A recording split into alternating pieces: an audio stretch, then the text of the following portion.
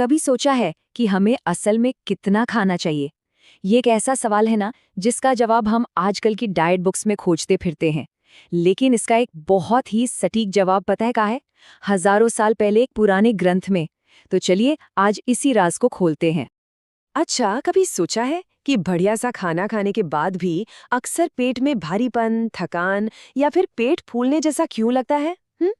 ये एक ऐसा एक्सपीरियंस है जिससे हम में से ज्यादातर लोग गुजरते हैं। आमतौर पर हम इसका दोष खाने पर डाल देते हैं कि शायद कुछ ज्यादा तला भुना या भारी खा लिया, लेकिन कहानी सिर्फ इतनी सी नहीं है। असली वजह इस बात में छिपी हो सकती है कि खाया कितना, और सबसे जरूरी, खाने के बाद पेट में कितनी जगह खाली छोड़ी। जी हाँ, यही वो चाबी है जिसे एक प्राचीन भारतीय चिकित्सा ग्रंथ चरक संहिता हमारे सामने रखता है। तो चरक संहिता में एक सिद्धांत है, त्रिविध कुक्षीय। अब ये शब्द सुनने में थोड़ा मुश्किल लग सकता है, पर इसका मतलब बहुत सीधा है। पेट के 3 हिस्से। और ये नियम खाने की क्वांटिटी को समझने का एक बहुत ही सरल और असरदार तरीका बताता है। तो ये नियम कहता है कि अपने पेट को ना 3 बराबर हिस्सों में सोचिए। इसका 1/3 हिस्सा सॉलिड फूड के लिए, मतलब रोटी, चावल, सब्जी, और दूसरा तिहाई हिस्सा लिक्विड्स के लिए, जैसे पानी, दाल या छाछ। और सबसे जरूरी हिस्सा, तीसरा तिहाई, वो खाली रहना चाहिए। अब सवाल उठता है क्यों? इसी खाली जगह में शरीर की 3 मूल ऊर्जाएं, जिन्हें हम दोष कहते हैं, यानी वात, पित्त और श्लेष या कफ, उन्हें अपना काम करने की जगह मिलती है।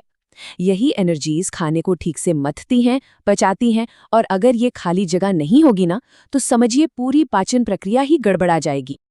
तो सवाल ये उठता है कि किसी को कैसे पता चले कि उसने सही मात्रा में खाया है? अच्छी बात यह है कि चरक संहिता इसके भी बड़े साफ साफ लक्षण बताती है। इसे कहते हैं मात्रावत भोजन। जब खाना सही मात्रा में होता है ना, तो इसका एहसास पूरे शरीर को होता है। पेट में हल्कापन रहता है, कोई बोझ या खिंचाव महसूस नहीं होता। आपकी इंद्रियां मतलब सेंसेस सैटिस्फाइड होती हैं, मन खुश रहता है। आप आराम से उठ बैठ सकते हैं, सांस ले सकते हैं। और सबसे बड़ा साइन, आपका खाना अगले मील टाइम तक पूरी तरह पच चुका होता है, बिना किसी दिक्कत के। लेकिन क्या होता है जब हम इस बैलेंस को इग्नोर कर देते हैं? जब हम या तो बहुत ज्यादा खा लेते हैं या फिर बहुत ही कम। देखिए, दोनों ही सूरतों में गंभीर परिणाम हो सकते हैं।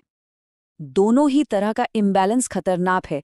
बहुत कम खाना शरीर की ताकत खींच लेता है और एक डिससैटिस्फैक्शन सी बनी रहती है।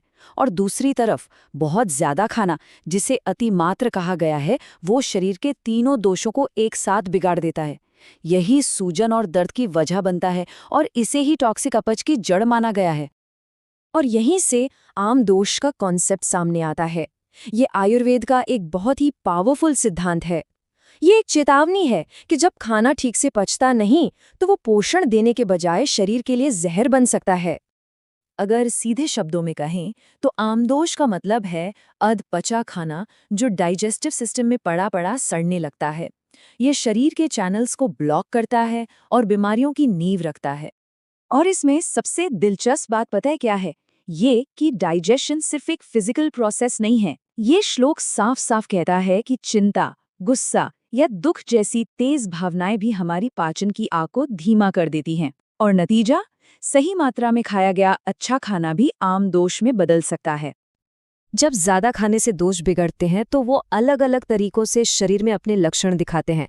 चलिए देखते हैं कि ये कैसे होता है। देखिए, शरीर अपनी परेशानी अलग अलग ढंग से बताता है। अगर वात दोष बिगड़ता है तो पेट में दर्द, गैस और शरीर में अकड़न जैसी तकलीफें होती हैं। पित्त के बिगड़ने पर बुखार, दस्त और शरीर में जैसे आग सी जलने लगती है, वैसा महसूस हो सकता है। और अगर श्लेष्म यानी कफ दोष बिगड़ जाए तो शरीर में भारीपन, सुस्ती और उल्टी जैसे लक्षण दिखते हैं। बहुत सीरियस मामलों में आमदोष 2 मेन रूप ले सकता है। पहला है विसूचिका, जिसमें शरीर उल्टी और दस्त के जरिए जहर को बाहर फेंकने की कोशिश करता है। दूसरा है अल्सक, जो ज्यादा खतरनाक है। इसमें खाना पाचन तंत्र में ही अटक जाता है और बाहर नहीं निकल पाता, जिससे भयानक दर्द और बेचैनी होती है। और अगर इस हालत को लंबे समय तक नज़रअंदाज किया जाए तो ये दंडालसक जैसी लाइलाट स्थिति में बदल सकती है, जिसमें शरीर लकड़ी की तरह अकड़ जाता है। या फिर आम विष का रूप ले सकती है, जहां अधपच्चा खाना सच में जहर बन जाता है। तो क्या इसका कोई इलाज है? जी बिल्कुल है। चरक संहिता सिर्फ समस्या नहीं बताती, बल्कि उससे निकलने का रास्ता भी दिखाती है। चलिए, देखते हैं कि डाइजेशन को वापस पटरी पर कैसे लाया जा सकता है। रास्ता 4 स्टेप्स में बताया गया है। सबसे पहला है लंघन, यानी उपवास, ताकि डाइजेस्टिव सिस्टम को थोड़ा आराम मिले।